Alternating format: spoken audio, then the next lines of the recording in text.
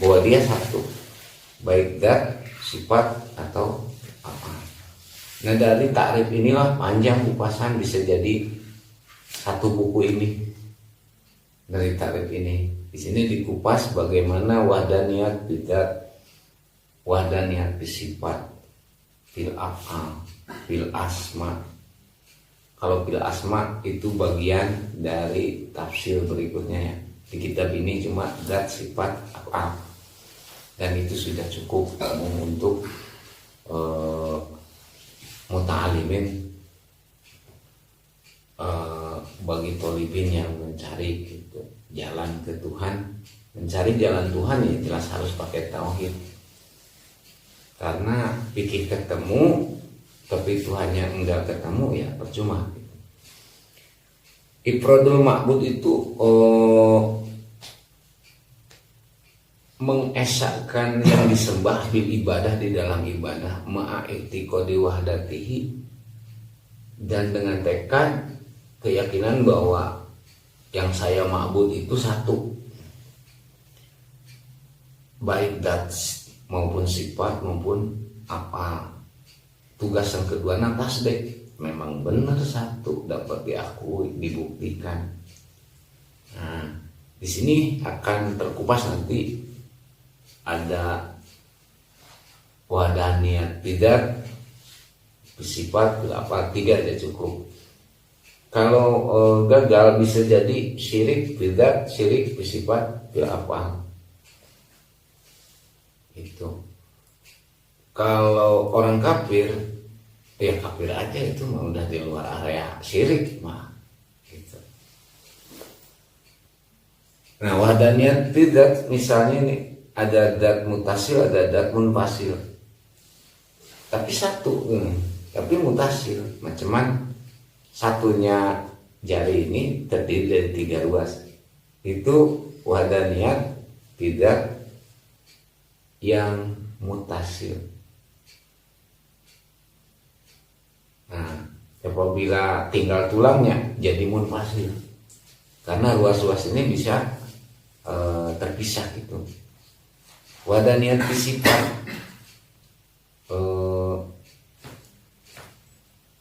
itu satu sifat itu misalkan terdiri dari kudrat 1, kudrat 2, kudrat 3, kudrat 4. Itu satu. Berarti kudratnya mutasil. Kudratnya munfasil. Itu kudrat siapa? Bukan kudrat Allah, kudrat kita dari Allah. Karena kita mah memang cirinya mutasil dan munfasil. Zat kita juga mutasil dan munfasil. Roh beserta jasad itu asalnya munfasil, kemudian dimutasilkan di rahim sampai sekarang, nanti mati munfasil kembali. Sifatnya juga begitu.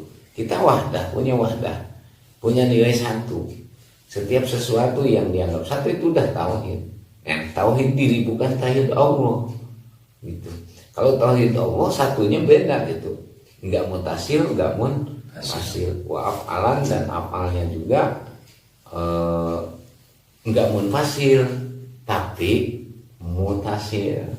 Karena ada kepentingan Allah memberi pengayoman sehingga si kafir juga atau si musyrik saat melakukan maksiat, atau saya sendiri selagi berdosa, tetapi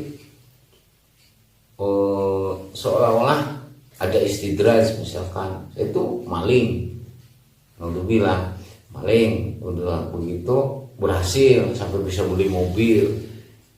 Di situ ada intisolnya afal Allah untuk memberi pengayoman di situ, tetapi jadinya nilainya istidraj, pengayoman yang nyumpul lah, tahdid.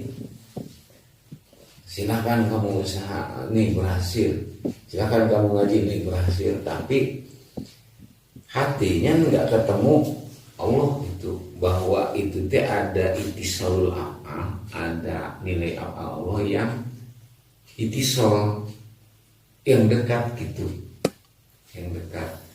Nggak pernah munfasil itu. Kamu kalau munfasil berarti makhluk tidak akan punya tapak sama sekali.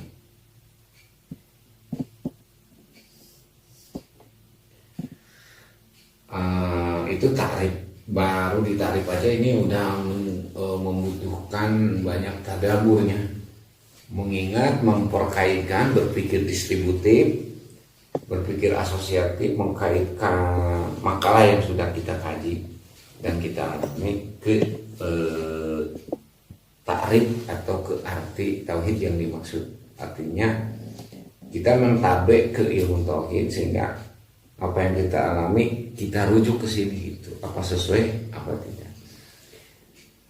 Dari 3 definisi tersebut dapat disimpulkan bahwa manusia pada pokoknya ada yang bertauhid, ada yang tidak.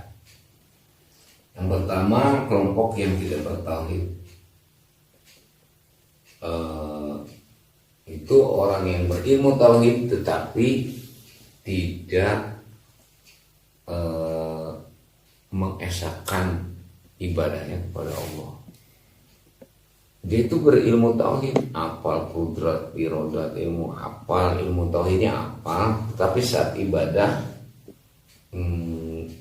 nggak sinkron atau nggak idrok bahwa jadi ilmunya nggak diterapkan waktu di dalam ibadah. Misalkan sewaktu kita ngomong iya kana budu, padahal tidak tahu ilmu tauhid tajwid, tapi waktu mengucapkan iya kana budu di sholat, kita nggak nyadar bahwa kita itu sedang berproklamasi ke Allah bahwa saya sedang mengabdi.